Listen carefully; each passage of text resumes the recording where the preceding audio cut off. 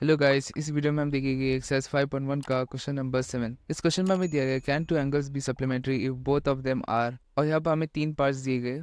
First part में हमें बताना है कि क्या दो एंगल्स को हम लोग सप्लीमेंट्री कह सकते हैं जब वो दोनों एंगल्स एक्यूट है। तो इसका आंसर है no, two angles can not be supplementary if both of them are acute. दो एंगल्स को हम लोग सप्लीमेंट्री नहीं बोल सकते जब वो दोनों एक्यूट एंगल है। यहाँ पर हमने दो एक्यूट एंगल लिया है जो कि 90 डिग्री से कम है और उन दोनों को ऐड किया है, तो उसका जो सम आएगा वो 180 डिग्री से कम होने वाला है। किसी भी दो एंगल्स को हम लोग सप्लीमेंट्री एंगल्स कह सकते हैं जब उन दोनों एंगल्स को ऐड करने पर हमें सम मिल रहा है 180 डिग्री।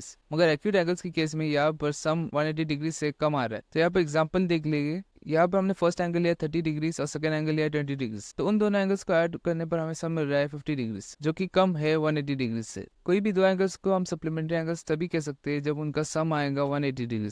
यहाँ पर 50 नॉट इक्वल है 180 डिग्री के, तो इसलिए इस पार्ट का आंसर आ जाएगा नो।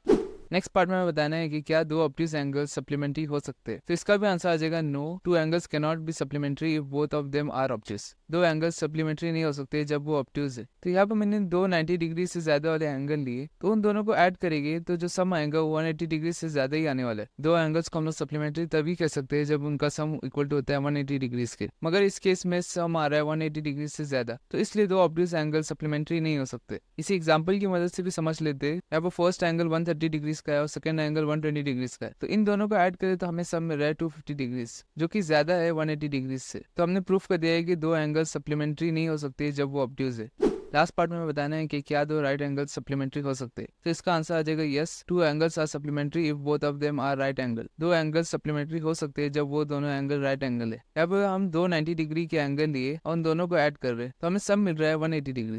तो हम कह सकते हैं कि ये दोनों एंगल सप्लीमेंट्री एंगल है। तो हमारा क्वेश्चन नंबर 7 कंप्लीट हो चुका है।